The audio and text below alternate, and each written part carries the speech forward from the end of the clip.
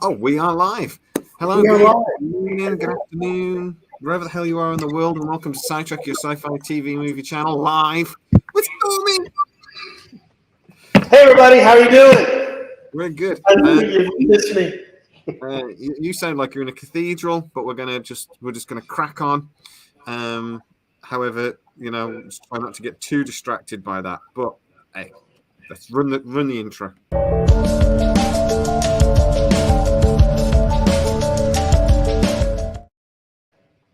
Such jazzy music. Yeah, it just ends though all of a sudden, doesn't it? It drops off. But anyway, I thought we would do a video, and I thought we'd come on and have a bit of a chat, Stormy, about sort of the state of sci-fi. I did a video yesterday that's caused a lot of controversy, because I started talking. Controversy? How could that possibly happen? I talked about bloody woke again, but I shouldn't. Gunrar's in, so I just wanted to have a chat about what we think is going on in science fiction at the moment. Is it strong? Have we got a lot of stuff coming? And to that end, we had a look at a list of IMDb of shows that's supposed to be coming in the next 12 months or so, and we'll go through them. But before we get into that, Star Trek. Right, so let's talk about Star Trek. Picard Season 3. Brilliant. Yeah. I can agree. We really enjoyed it. Yeah, Kevin McCabe, you shouldn't, Jay. Yeah, I know. I have opinions and I shouldn't share them. But got political. I think I get a little bit political, but there was a point to it. It was about Stargate and will Amazon ruin Stargate? So there was a point to it, but I did get a bit ranty. But anyway, I'll try not to. So Star Trek coming up. Star Trek Legacy, maybe. Section 31. Yeah, looks like, and Star Trek 90210 is happening. So, what do we think? Is Star Trek we have used the term Star Trek 90210. I don't even know what the real title is anymore. I forget, but that actually trended on Twitter at one point, and I'm like, I think I started that. I think you may have. Well, I think Star Trek is. I mean, I'm looking forward to all of them. It's just more Trek, the better. I mean, some of it may not be up to snuff in terms of the hardcore fandom. There may be the Kelvin timeline some people need to see couch time for. Kelvin time. But I'm really excited about Section 31. But that's going to be a movie. Am I correct on that? TV movie. TV movie.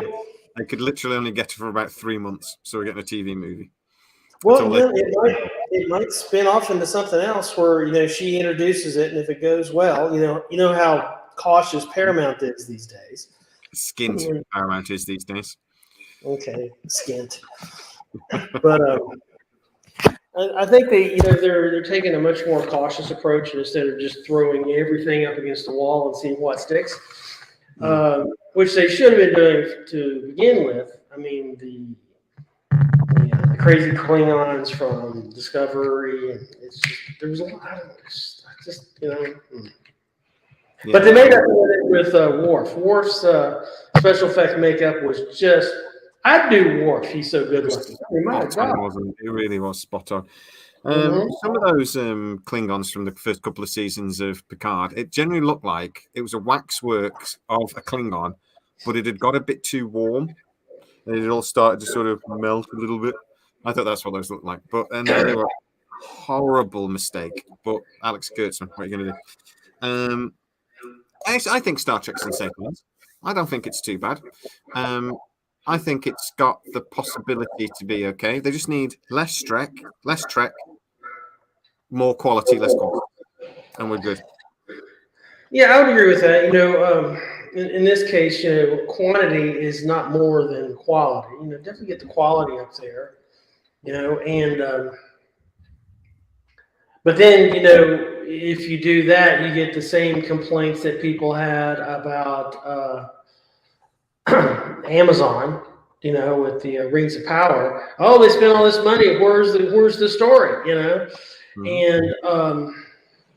it's just like in streaming services, you can't win for losing. No. I mean, It doesn't matter what a big project like that does. To be honest, someone's going to hate it. That's the world we live in at the moment with the internet. I'm afraid.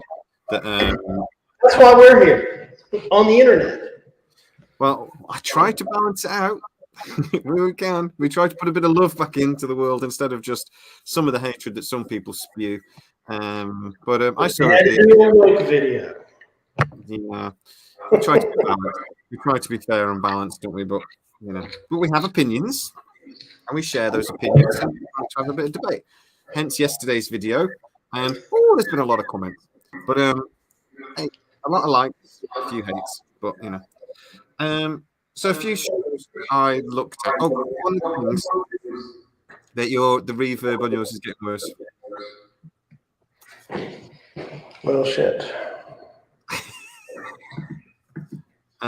But while you're messing around with the settings, I want to ask a question to the guys in the audience at the moment. What is the best streaming service you think for sci-fi?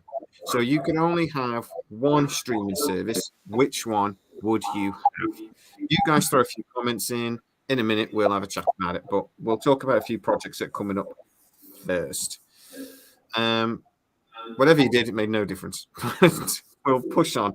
Better be live and not the best quality than not live at all. Yeah, it is. It's difficult for us to sort of concentrate a little bit, but as I say, it's that or we'd have to just go off. So we'll do our best. So 2 shows at the moment. A show at the moment I've just started watching. I've just started watching Foundation, the first season again, because the second season... Well, that took you forever. No, I've already watched it once. I'm watching it again. I suddenly realised that I'm not 100% certain I understood most of that. So, and the second season's starting. David, BitTorrents. That is the best streaming service. I can't argue with that. Very, very good answer. So yeah, the second season's very very shortly. I'm watching Silo, also on Apple. 3 episodes in. Right. Very good. A mystery. I love Silo. Well, it's a mystery wrapped up in an enigma, that show, with very good acting. A couple of TV shows that caught my eye. There's something called Twisted Metal coming, which is very much like a Mad Max type of TV show. It's going to be on Peacock. I think it's going to be quite a light-hearted, almost like a comedy sort of thing. But it's got Anthony Mackie from Marvel and Marvel. So that might be good. When I sent you that list earlier, was there anything that jumped out at you before we sort of go through it? Well, it's excuse me. If you're into Star Trek, Paramount's your place. If you're into Star Wars, Paramount is your place. But those channels, they're kind of they're one singular kind of sci-fi content, unless you want to throw Marvel into there too. But I think there's some more selections that are better in terms of sci-fi than Paramount or Disney, unless you're devoted to Star Trek or devoted to whatever the Skywalker kids were doing. I know I pitch this channel a lot, and I'm just going to pitch it again, is Pluto TV. Yeah. Pluto TV, it's free. You just go to pluto.tv, I think it is. They've got a channel full of just nothing but Walking Dead. Now you can't go and you can't pick your episode. It's just a regular channel where you're served whatever they're playing. There's 2 channels of Star Trek. Just on Pluto. Don't have to pay for that. There's a whole channel devoted to just classic Doctor Who, 24/7, all the time. Matt might be watching. Yay! Hey, and they also have a channel, and this is, I think, important to the viewers here. They also have a channel that's just 24/7 streaming Stargate now. So what's that? Is that a TV show? I think it's a TV show. I keep hearing it's a TV show. Sounds interesting. Tell me more. Yeah. Well, This morning they were doing. They were showing episodes of Atlantis and then episodes of No, it was SG10, SG1. Mm. And and it's just all day. I mean, there's plenty of content, but if you just want to watch it and you really don't want to pay for it, you know, that's always a good alternative. They also have a streaming channel devoted just to sci-fi. It was similar to the good old days of the Sci-Fi Channel before they introduced wrestling. I mean, this morning they were doing RoboCop the series. They were playing that on. I didn't hate that. It was okay. The first season was okay. It wandered into the second season, but I think there was a second season. But I generally seem to remember quite liking RoboCop. It's just that they made it for a network. If RoboCop TV series came along now and they did it for streaming, they're allowed to do like RoboCop. That'd be freaking awesome. Mm-hmm. Actually, they should do that. MGM Plus should be listening. They're doing a movie. Maybe they should spin that off into a series. So that'd be cool. But for a streaming service where they actually like to blow people's arms off. Yeah. Not a network where they have to like all be fluffy and go, oh, RoboCop. But, exactly. You know, and Pluto also has, 3 or 4 channels of horror and news and everything else. But it's free. And it's got, stuff that our fans, the viewers of this channel really love. Star Trek, Star Trek, and specifically Stargate. But I really, Netflix and Hulu is just so hit and miss. Yeah. Netflix has got a lot of, there's one show that's coming on Netflix soon called Black Knight that on the surface looks really cool, but actually I believe it's Korean, but I'll have to double check. Netflix are spending a load of money on basically Korean television. I think they're going to spend about 3 billion quid or something in the next couple of years after the success of that show that I didn't watch, that everybody watched with the zeros. I didn't watch.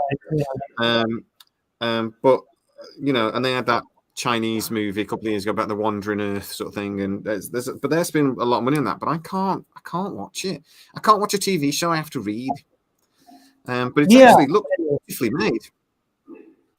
It really is beautifully made by the looks. Yeah. It's about this delivery driver in a post-apocalyptic world. It's a bit Mad Maxy again, maybe, but from the advert, it looks cool. We've got a couple of TV shows in the next 12 months or so that are based on computer games that are sci-fi coming along. Fallout is going to be on Amazon. God of War is going to be on Amazon. Who's in God of War? Who is that? Who's the main actor who's going to be in God of War? I don't think we know yet because it's still in development. I don't think they've started casting just yet. Okay. They're hoping to get Chris. Well, the last rumor I heard was that Chris Judge's favorite.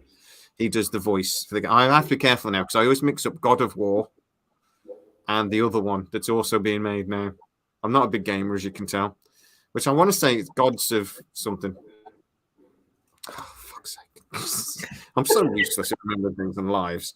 The one is Henry Cavill, isn't it, who's doing it, and that's the board game one.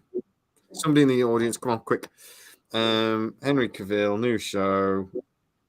Warhammer, sorry. So there's Warhammer.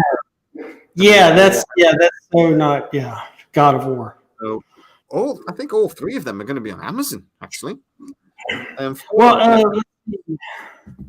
Halo's coming out with a second season, I think.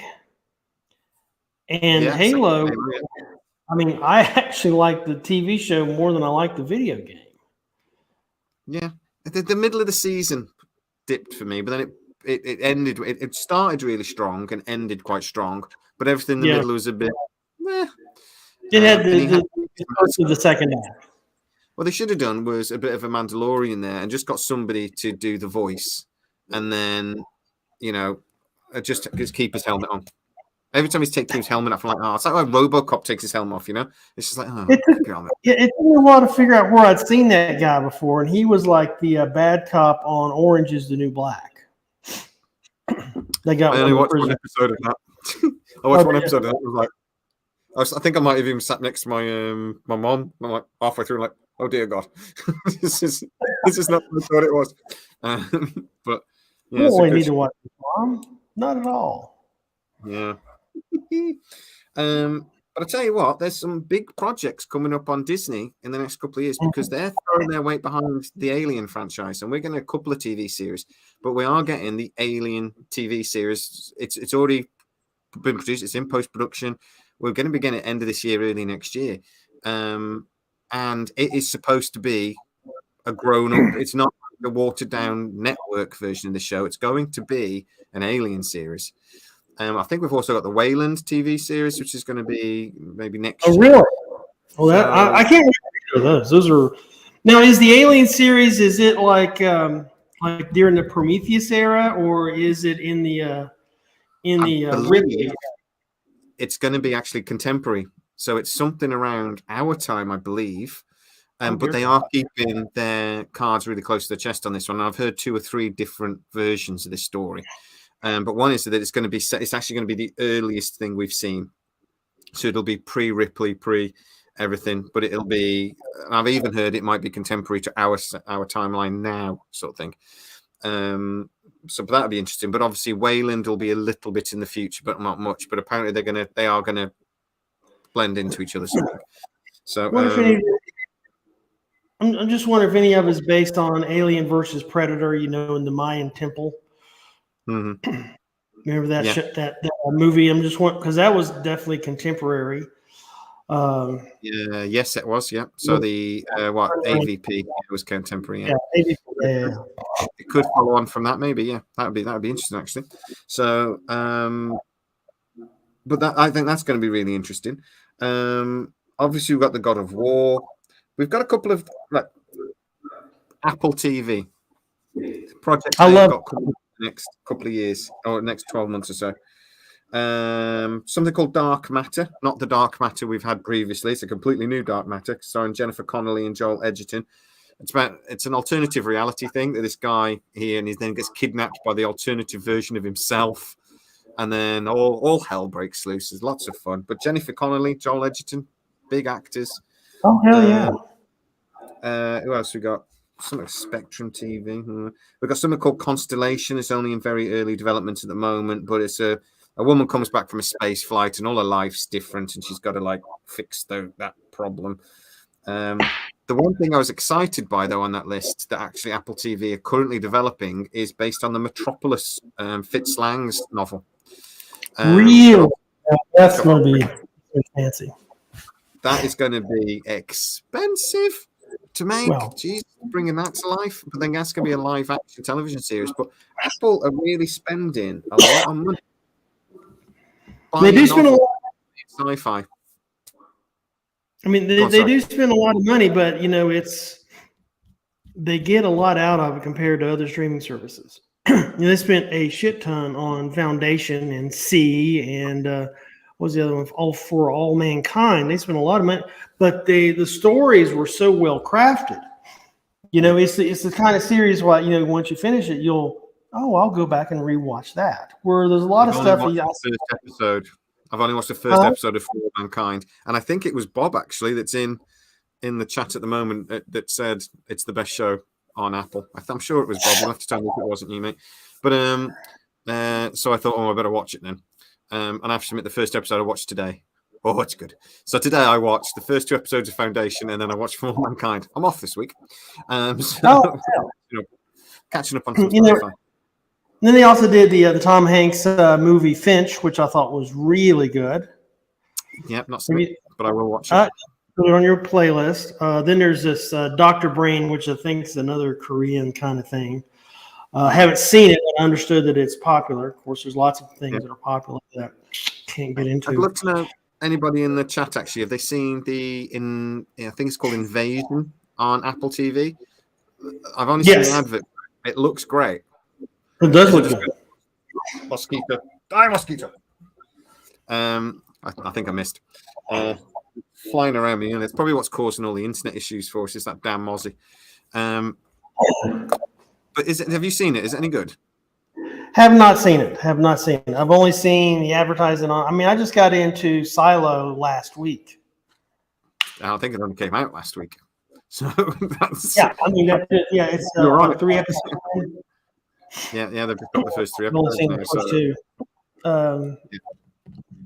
2. There is one on Hulu that I find it's not really sci-fi. It's more of a spy paranoia show. It's Rabbit Hole. Kiefer Sutherland. Yes, I've seen Rabbit Hole. Yeah, that was a bit trippy for me. It was I couldn't yeah, quite follow it. I know it's supposed to be trippy, but yeah. Would you call? Have you seen Citadel on Amazon? No. Give it a try. Good show. Citadel. I think that's almost sci-fi. It's actually like a spy series. They're based in it's like a James Bond sort of private spy agency. It's a bit. Think about that movie, the Golden Circle was the sequel, the Kingsman sort of thing. But the technology, it's very almost, really almost sci-fi. But they spent. That's the Russo brothers that did the last couple of Avengers movies. They spent a lot of money on that TV show as well, and it shows. I mean, all the money's on the page, sort of thing.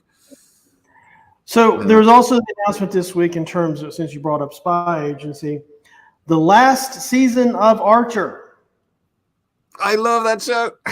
I used to love that show. I got a bit bored of it after like 9 seasons, but do we believe it? Because that show has we're quitting, and then they did this other thing where it's just the same characters but in different situations. Different situations, like they did one 12th season, though, isn't it? Is it the 12th season?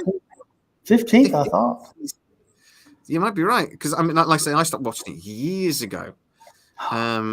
But I just thought it got a bit samey after a while, Yeah. But I just think. So they're just talking the thing about Johnny Quest being a live action series. There was potentially a live action series of a show that I used to watch when I was a kid called Sports Bag Billy, right? And this was generally apparently proposed. I think it was Amazon that actually had a pitch meeting for it about 9 months ago, something like that. Sports Bag Billy was a cartoon show back in the 80s, and it was a kid called Billy who used to pull things out of a sports bag, right? And motorboats and all sorts, right? And they were going to, apparently, somebody pitched a live action Sports Bag Billy. And when I saw that, I was just like, yeah, of course. Yeah. Why wouldn't they? Why not? Do it. It'd be a laugh. Oh, another show that Apple are doing that I think you and I am quite excited about is the Time Bandits TV series. I heard about that. Did that ever get a green light, or is that still? It's in pre-production. It's in pre-production. So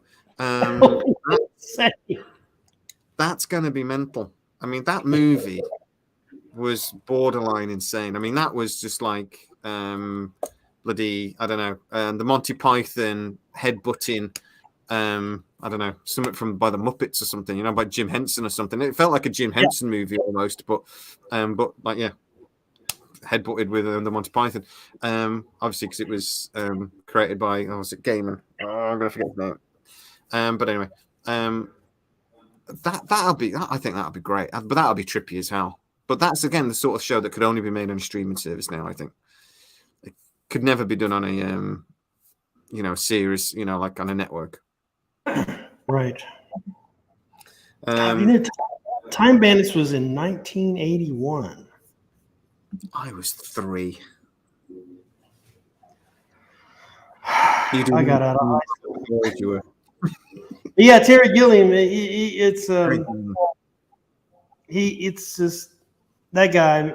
I mean, Brazil was awesome. Time Bandits, of course, was awesome. He tried to make a Don Quixote movie with, I think, Johnny Depp, but it was a total disaster. There's actually a movie about the failed production of that whole thing. Lost in La Mancha, I think, is the title of it. The documentary of the failure of the movie was much better than the movie ever probably could be. And what was another one that Terry Gilliam did? That The Fisher King with Robin Williams. That was awesome. That was completely different to anything he'd ever done before. It was just a marvelous movie. Just want to make it. But I mean, anything with Robin Williams is best. It's just that I miss Robin Williams. I've been watching a lot of videos. It's stuff, comedy stand-up he did towards the end of his life, and somebody should have been there. I mean, now I know what he was going through. It was so obvious. Yeah. Towards the end of some of his stand-up, it was really heartbreaking to watch. I was just literally watching it last week. It broke my heart. Obviously, we've got a couple of spin-off TV shows coming in the next couple of years. Gen V, a spin-off from The Boys. The Blade Runner 2099 spin-off I am not quoting from The Boys. You dare. You dare. We survived that one. But yeah, that's again on Amazon. Both of those projects are going to be on Amazon, obviously. The Boys, though, Gen V is going to be The Boys 90210. Well, it's going to be teenagers, and it's actually the Gen V, like the hospital where they were actually being made, sort of thing. Right.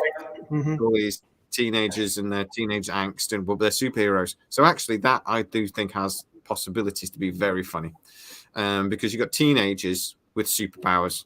Nothing can. I've got teenage boys. Dear God, imagine if one of them could. Just realised my collar's sticking up. It's very irritating.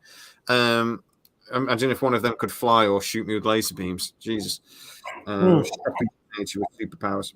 I think one of my lads though does have the invisibility power. He doesn't.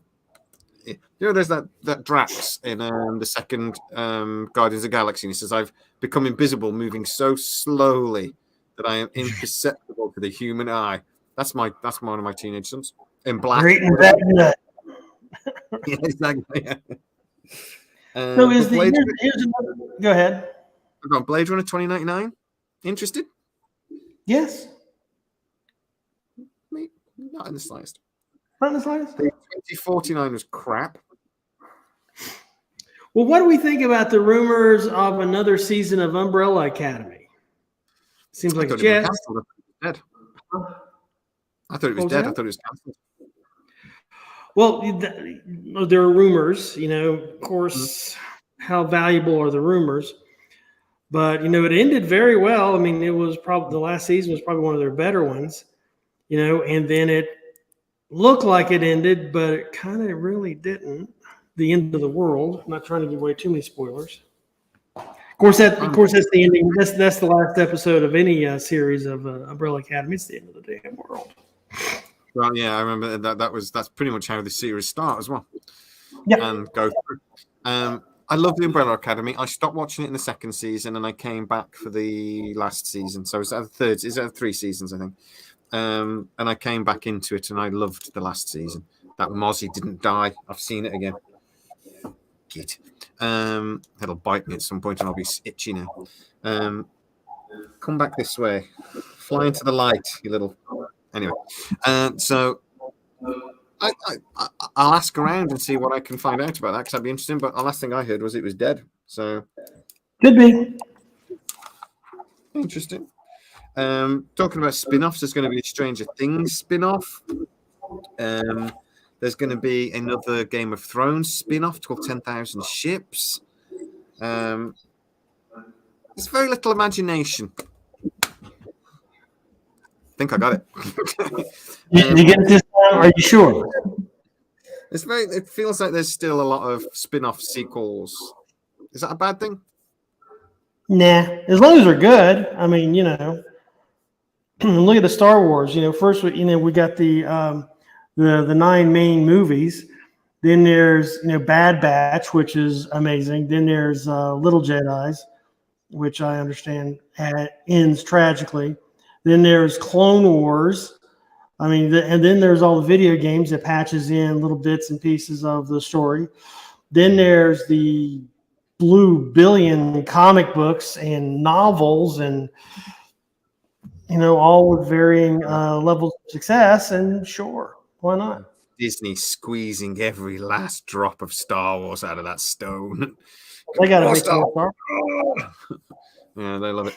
But being more of a Trekkie than a Star Wars fan, yeah, I have become absorbed in the novels, and like you said, various levels of success. But when something's good, you want to explore it more, or a lot of people do anyway. So I get that. And Stranger Things has obviously been a cash cow for Netflix, probably its biggest show in the last 10 years. Yeah, it's going to be a spin-off. Of course, there will be. Whether it's good or not, we'll find out. But we're going back to Hawkins. Yeah.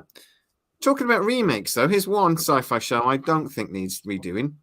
Hitchhiker's Guide to the Galaxy is coming to Hulu. My main problem with that is Hulu. I think if somebody else did that, that could be good.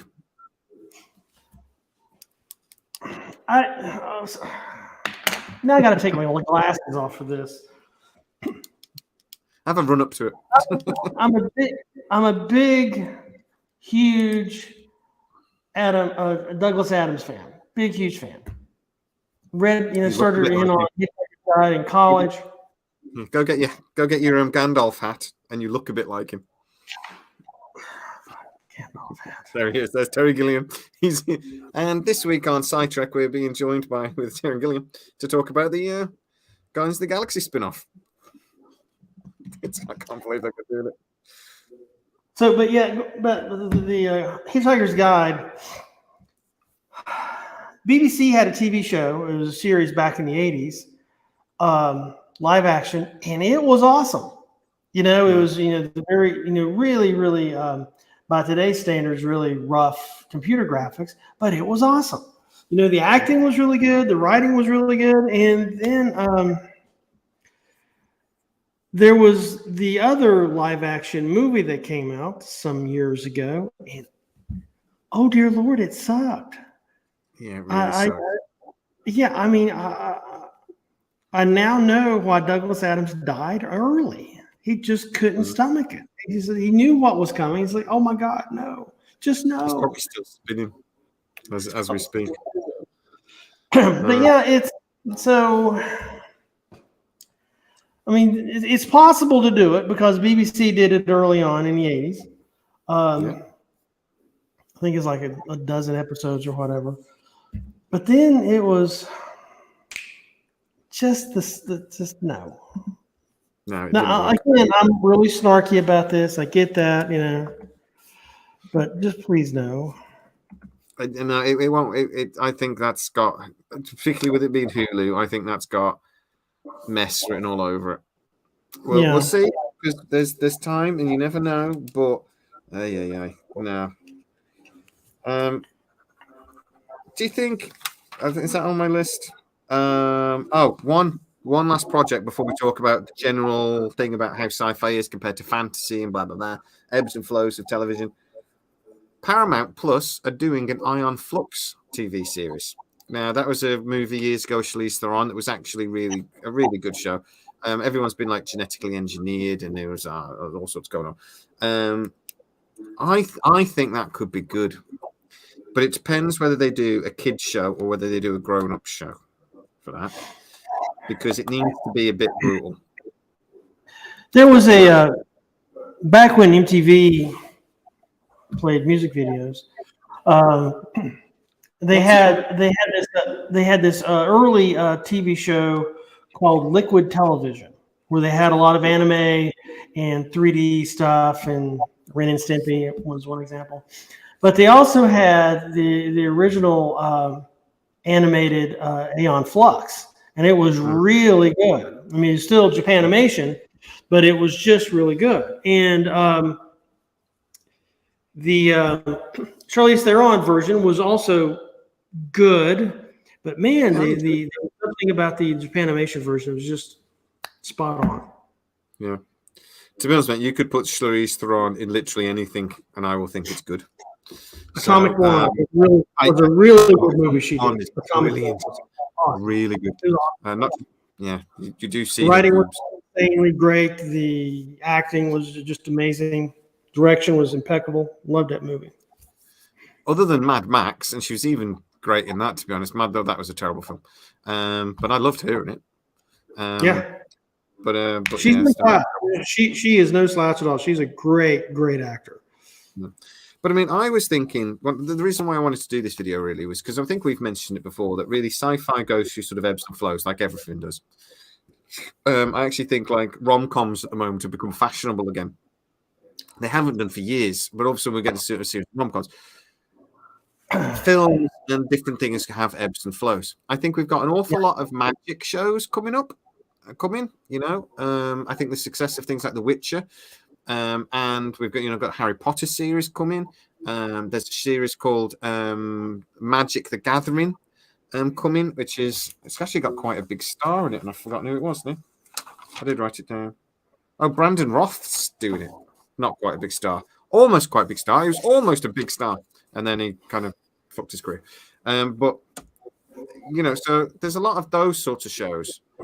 With the shows we've talked about, are we confident that the next few years of sci-fi is going to be exciting, or are we on a downward trend? That I think 12 months ago we felt like we weren't getting many big sci-fi projects getting announced, and it felt a bit.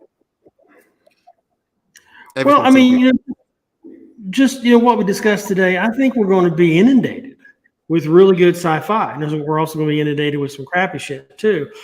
Yeah. But it's both Disney and Paramount, which we could argue is the two big players in sci-fi because they have the franchises of Star Trek and Star Wars and Marvel. But Apple, does. They don't have a lot of fare, but what they do is really impactful. You just can't stop watching it. I mean, when I first saw C, with Jason Momoa advertises, like, really? Blind people having adventures? And just how is that? But Momoa sold it. Fuck, he sold it. And it was... the writing was good, but I'm telling you, man, Momoa's performance sold it for me. It was just, it's totally believable, And so Apple really knows how to craft sci-fi, but they don't go all in like Paramount has, or Disney has. Well, wait till you see my video tomorrow, because it is about Apple and sci-fi. Okay. I actually think if you're a really hardcore sci-fi fan and you want something that's new, you've got to have Apple. Mm-hmm. All the other guys, they're remaking the same things. They're remaking Star Trek. They're remaking Star Wars. They're remaking. There's not. Netflix does a couple of new things. Prime does, a couple of original things here and there. But Apple does just original things. They haven't. None of their big sci-fi shows in the last few years have been remakes. They've been trying to get one. They would love to have a big franchise on Apple. Hint, hint. Yep. Video tomorrow. But if you want original sci-fi based on novels and things normally, but you've got to watch Apple. Yeah. They're the only ones doing it. So I mean, Silo is an original book by Hugh Howey. Started out the first was Wool. Trilogy of books, I believe. Yeah. It's it's several books.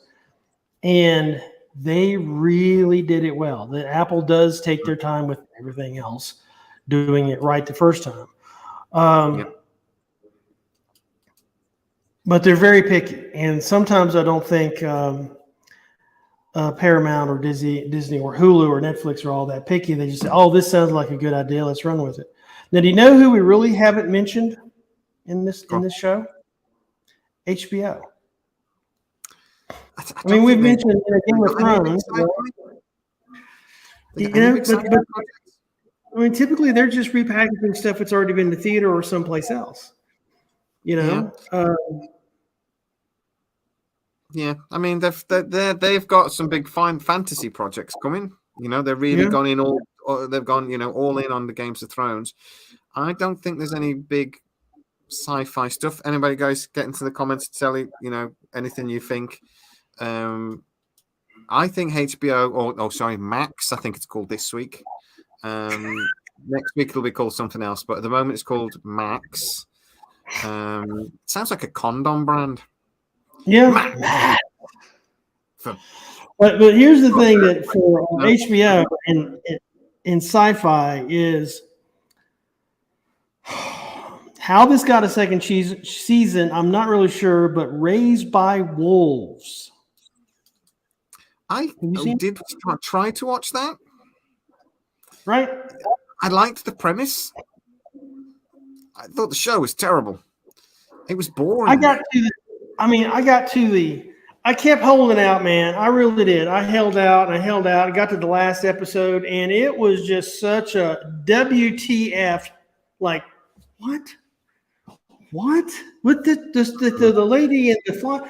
What? And it was just so scattered, man. I mean, it was just Yeah, it was like whoever and was the directing it was just all over the place, and I couldn't follow it, and I got bored. and so HBO, of course, ordered a second season. They ordered season 2. Yeah, and it's Derek's just mentioned there that HBO, sorry, Max. This week. They should call it Max for her pleasure now. That should be the tagline for the channel. Right. Isn't it 50-50 Babylon 5 would be on Max? Yeah, the CW do have first dibs, but Warner Brothers want it for Max. And that's where they think it should go. Now, it will end up on Max.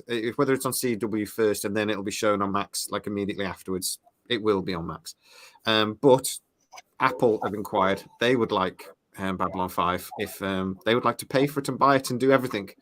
And considering Max's and Warner Brothers' current financial problems, don't be shocked if they get it. So they might go. Yeah, Apple's got $90 billion in checking. Yep. And I mean, they just Apple already have a really good working relationship with Warner Brothers. So I mean, Ted Lasso is a Warner Brothers production. They're making Speed Racer for Apple. They already have a really good working relationship. So I would give you good odds that it could appear on Apple. I wouldn't bet against it. Right. But obviously the CW have got first dibs, so we'll see. But yeah, I'd be interested in that. I honestly think Sci-fi is. I think it's pretty strong at the moment. I think Picard season 3 really picked up for me Star Trek and made me feel a bit more confident about what's coming in Star Trek, because I was starting to get a bit worried. I was like, oh, Strange New Worlds, but I didn't like the last couple of episodes, and I'm thinking, oh God, where's this going? Picard season 1 and 2 were obviously absolute turds in space. And I'm thinking I like the animated stuff, but other than that, Star Trek is going down the pan. But no, Picard season 3 gave me some hope. Not a massive fan of the Star Wars stuff, but Andor was brilliant. Andor was amazing. Yeah, the third season of Mandalorian feels like they've run out of ideas a little bit. So I was thinking, I'm not so sure about this, and it seemed to be there's just loads and loads of fantasy stuff getting announced. But hopefully, Stargate is about to get announced. So that would make. I don't give a crap if anything else gets cancelled. To be honest, if that gets passed on. But I think sci-fi has a good future. I think there's some really, really interesting. There's a mix. There are some remakes. There is some revivals, but there's also some really interesting sounding original stuff coming as well. And again, most of that's going to be on Apple by the looks. But as long as it's getting made, we'll watch it eventually and just get Apple for a month, binge it, turn it off. Right. So I keep reading differing opinions. So for the new Stargate, is Brad Wright in or is Brad Wright out? Currently out. Could be out. Well, if you've watched, if you're watching right now and you haven't signed the petition that I created last week, come on. We have gone past 2,000 signatures already in just over 2 days. So that's really great. At the moment, right now, Brad Wright has not been contacted by MGM at all. Mm-hmm. And I've had that from the horse's mouth. He has told me himself, no contact.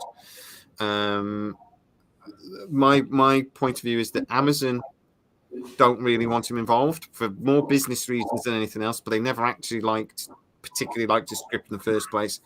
I was asked who that was, and apparently it was Jennifer Salke who actually vetoed it and said, I don't like the way that's going. But they could have worked with Brad on that. It's more business reasons why it's not going to be Brad, because they need a production company. They need somebody that's actually going to make it. So, right. But right now it is Brad out. But at MGM, Brad Wright has big supporters. So if we can give him a nudge in the right direction. But anybody that thinks he's going to be the showrunner or even write episodes is going to be disappointed because he's not. A consultant, an executive producer, maybe. And my way of thinking is it's better with Brad than without. It's as simple as that, really. For me, it's a no-brainer.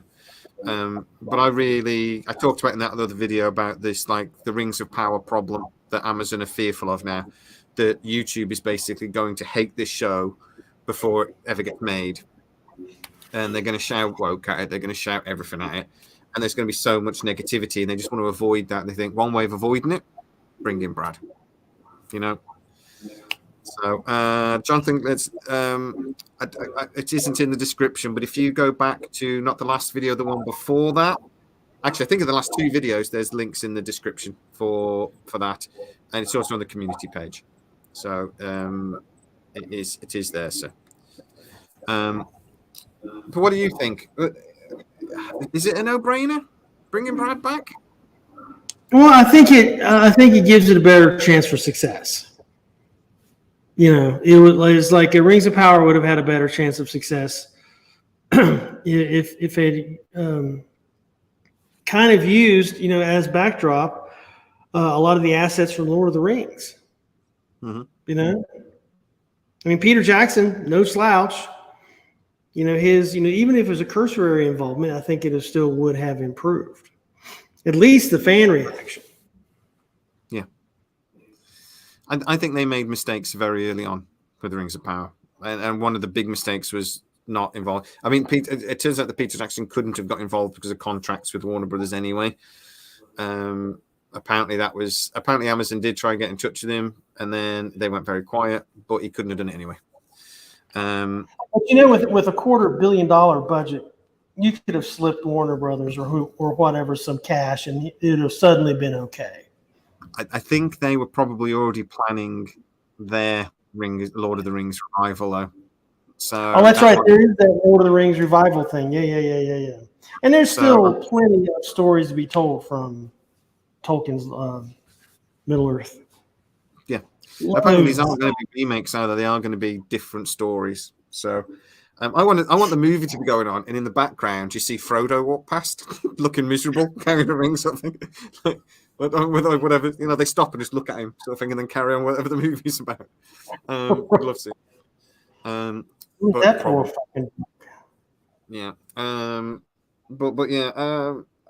I think avoiding that negativity on YouTube though is going to be really important, because people, and it turned out, you know, a lot of people really hated the show. I found it a little dull. I know you loved it. Love the shit out of it. Oh my God, let's watch it again. And you're a big Tolkien fan, so you actually know the material. I think there's a lot of people that hated it that didn't really know the material. They'd watched a bunch of YouTube videos that tore it apart, and that's what they regurgitate. But there are people as well that genuinely, I say, I am in that category of I didn't particularly like it, but I didn't like it because I found it too slow and I found it a little boring. And to me, that's the biggest crime a TV show can do. A TV show can have woke nonsense in it. It can have whatever. I hate all these terms, but Mary Sue's, or it can have all that crap. But if it's boring, if I'm watching it and I'm looking at my phone, that's the biggest crime. And Rings of Power. And you lose your audience, man.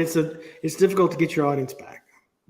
But I do think Rings of Power improved, and by the end of it, I was actually watching it. I think I even said about episode 5 or 6. I was like, oh bloody hell, that was a good episode. I just think it didn't, for the money, it didn't seem big enough. You know, some of the battles you're thinking there's only like 12 people there, and things like that. I don't know, but I think for one, they let it out how much money they were spending on it, and they were almost like proud of it, and they shouldn't have done, because that pissed people off immediately. That turned a lot of people off. And then as well, I think they were screwed over by the thank you, Kerry. You got the link in the description for the petition. Thank you so much. Please go sign that and share it with your friends. We need to get loads and loads of shares. We've got 2,000 signatures and nearly 1,000 shares on the petition. So that is just amazing. It'll keep growing. We hit 10,000, I will be buzzing. That'll be amazing. Oh, sorry, I didn't mean to do that.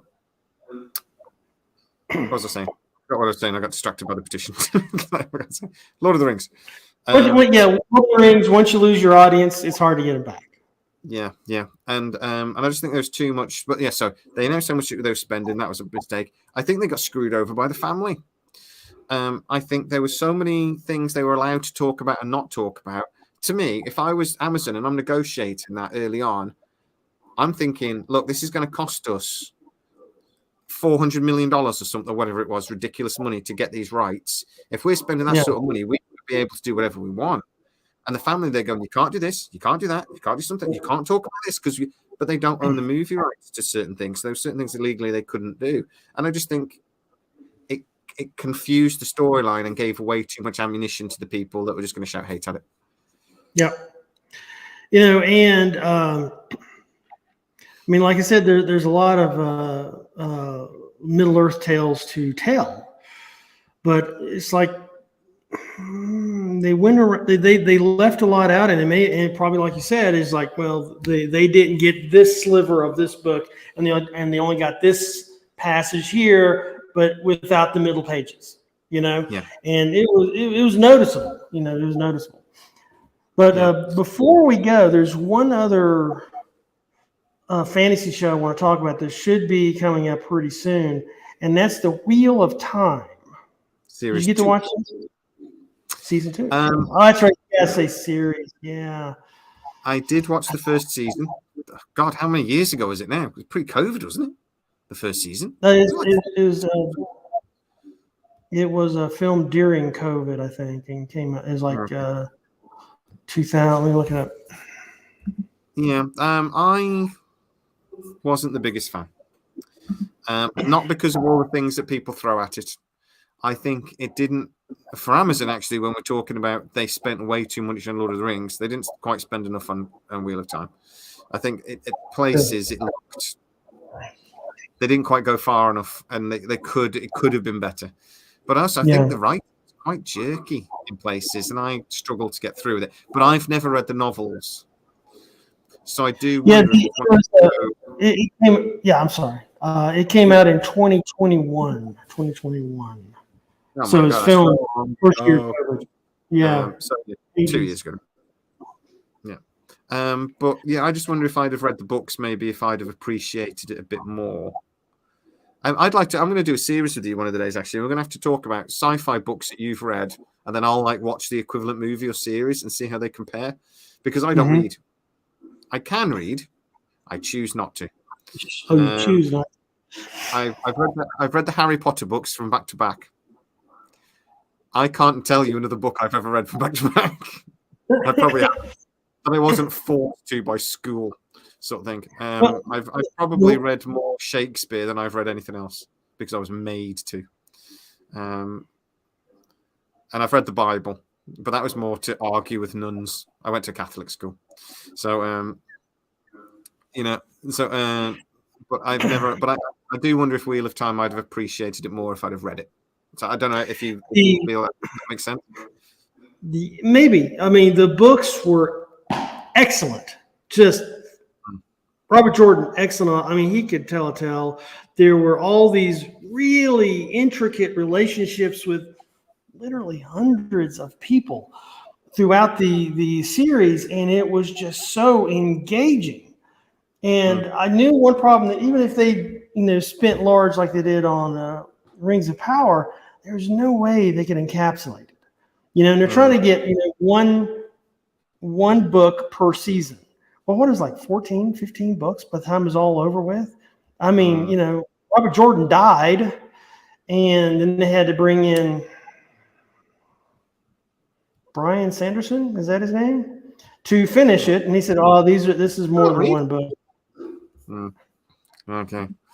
Right. So when the series then is based on a book, I always think it's a good idea. I like it when TV series and movies, but particularly TV series, are based on books, because I always think about there's the Lost problem. That TV series Lost, J.J. Abrams started off brilliantly. Everybody loved it. And then by the end of it, you could realize they didn't have a plan.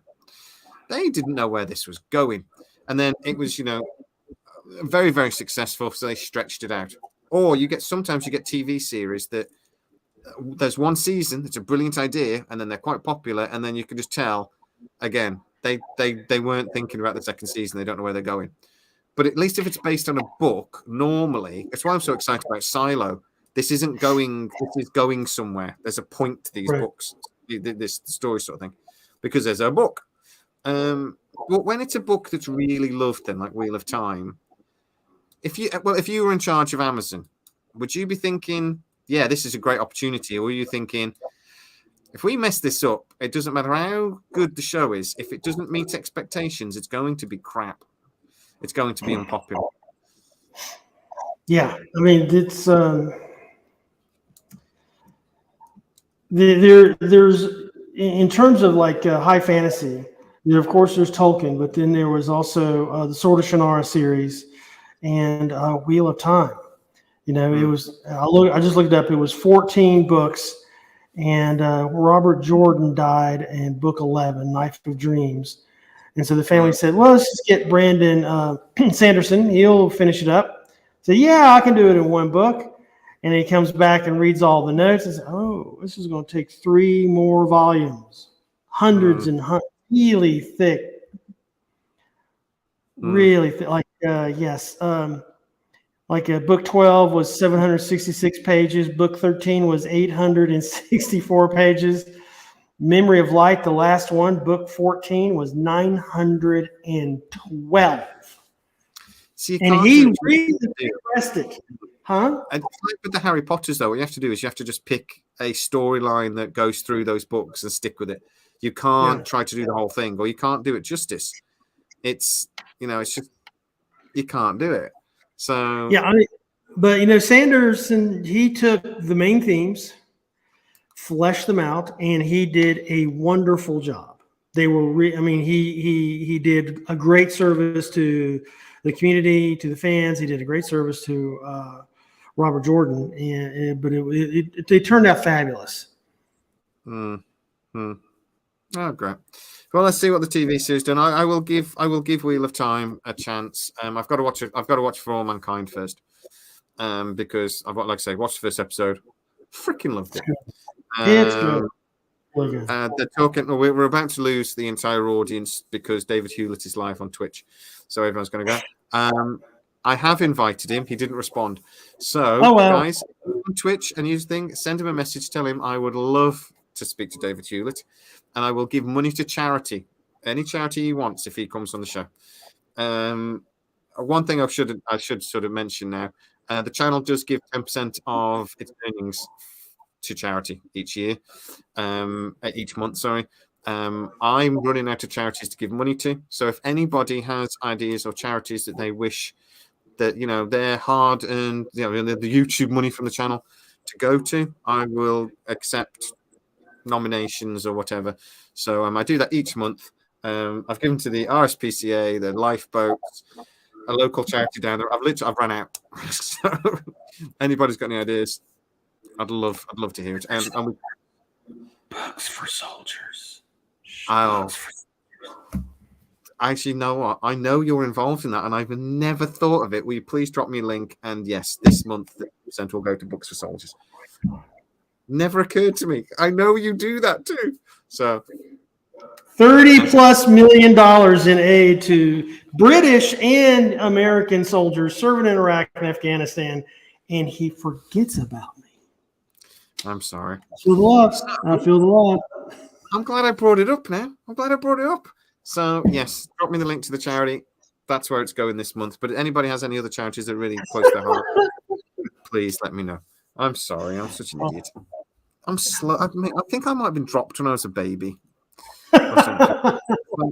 There are times when I really do question my own intelligence. But, yeah. Brilliant. Perfect. And it's a really, really good charity that's close to my heart as well. So just quickly before we go, I'm just going to run the 9 Chevrons advert because there's a big story on there right now. So here we go. 9chevrons.com.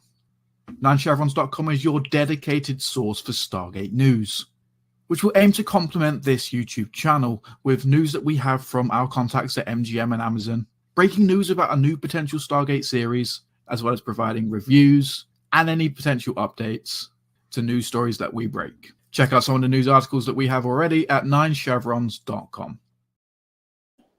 Yeah. Please go check that out. There is obviously there will be a link to the petition on there as well because we dropped a story on it today.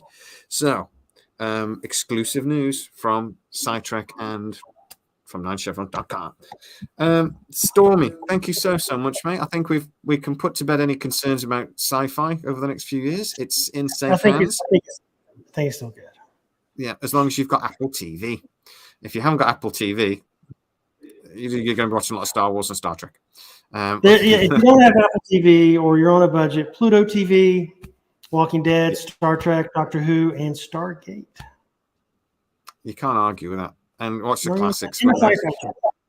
Back when they actually used to make 22 episodes or something and could still do original content every week, except for the occasional filler episode. But I was talking to a writer about the writer's strike last week, and they're saying, look, I keep getting people demanding, like 22. They want why don't streaming services do 22 episodes? And he actually, I swear to God, I thought he was going to cry. He was like, no, don't do that. I can't do that. Don't make me do that again. And I was like, what are you on about, mate? Because he used to work on quite a big sci-fi show 15 years ago. You can probably guess what might have been, but I won't say anymore. And he was just saying that was 9 months of my life, shaking, rocking in the corner, just like writing constantly. So, and he would literally be writing stuff, and the director would be there with his hand out, going, "Come on, we've got to film it. Come on." Certain things are like, "I'm writing," and it would literally be right out the door. Right. And it was the most stressful thing he's ever done in his life. And I'm just like, please don't do that again. I can't do it. So I don't think they want to go back to that. But bless him. I genuinely thought he was going to cry. But thanks, Stormy. Thank you so much for this live chat. We will be doing these midweek chats. Until you get a proper job where you don't have to work Sundays, you're going to be like, we'll do the midweek show. So, but hey, it means I get you all to myself, mate. So that's true. This weekend we are doing a Stargate episode, partly to push the petition, talk about the petition, but also I do have a couple of information or an interesting couple of bits of information about San Diego Comic-Con, and we have a couple of other bits of information to talk about. So we're having a Stargate monthly episode, and other than that, thanks for joining, everybody. Sorry about the sound. But actually, I think it's improved. I don't know what you did with it about halfway through, but it's fine now. So well done. Thank you. It's awesome. See you guys later. Thank you, Stormy. See you guys later. Thanks, everybody. Bye-bye.